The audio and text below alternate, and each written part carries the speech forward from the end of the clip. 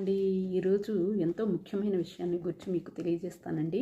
మనకు దేవాది దేవుడైన శ్రీకృష్ణ భగవానునిపై అచంచలమైన భక్తి విశ్వాసం ఉంటే మనకు ఎంత అసాధ్యమైన కార్యాన్ని కూడా సాధ్యమయ్యేలా ఆ భగవంతుడే మనకు మార్గాన్ని సూచిస్తారండి. ఎవరైతే ఈ భౌతికమైన చింతలనన్నింటినీ మాని నన్నే స్మరిస్తూ నాకు శరణాగతులు అవుతారో వారి యొక్క యోగక్షేమాల బాధ్యత నేనే వహిస్తాను అని భగవద్గీతలో శ్రీకృష్ణ భగవానుడే స్వయంగా చెప్పి ఉన్నారు. భగవంతునిపై మనకి పరిపూర్ణమైన అచంచలమైన విశ్వాసం ఉంటేనే ఆయన దర్శనం రక్షణ లభిస్తాయి. ఆ విశ్వాసం ఏమాత్రం సడలనిదై ఉండాలి. నేను ఇప్పుడు చెప్పబోయే కథే ఒక గొప్ప ఉదాహరణ. ఒక గ్రామంలో భక్తురాలైన ఒక గొల్ల వనిత ఉండేది. ఆమె గ్రామంలోని ఏటికి అవతల వైపు ఉన్న ఒక బ్రాహ్మణుని ఇంటికి రోజు పాలు తీసుకుని వెళ్ళి అమ్ముతూ ఉండేది. రోజు ఆమె ఆలస్యంగా వస్తూ ఉండడంతో ఆ బ్రాహ్మణుడు చిరాకు పడుతూ ఎందుకింత ఆలస్యం చేస్తున్నావు అని అడిగేవాడు. దానికి ఆ గొల్లవనిత, నేను ఇంటి దగ్గర నుంచి తొందరగానే బయలుదేరుతున్నాను, కానీ ఏరు దాటించే తెప్పవాడు రావడం ఆలస్యం అవుతుంది.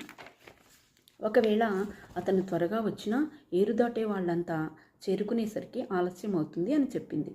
భగవన్నామస్మరణ చేస్తూ సంసార సాగరాన్ని ఈదవచ్చు కదా, అలాంటిది ఈ ఏటిని దాటలేవా అన్నాడు బ్రాహ్మణుడు యథాలాపంగా.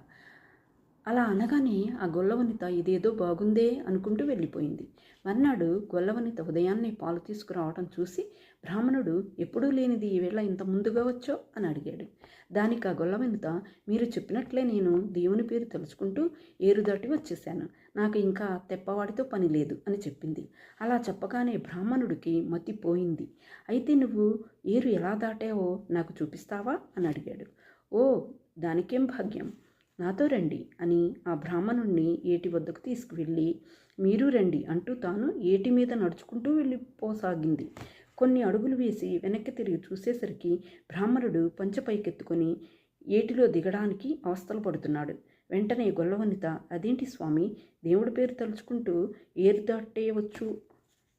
వచ్చునని మీరే కదా నాకు చెప్పారు, మరి మీరు అంత భయపడుతున్నారేంటి అంటే మీకు దేవుడిపైన పూర్తి నమ్మకం లేదన్నమాట అంది.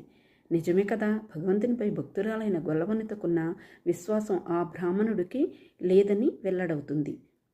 భగవంతునిపై తీవ్ర విశ్వాసంతో భగవంతుని శరణాగతిని కోరితే తప్పకుండా ఆయన దర్శనం కలుగుతుంది, రక్షణ లభిస్తుంది అనడానికి ఈ కథే ఒక గొప్ప నిదర్శనం.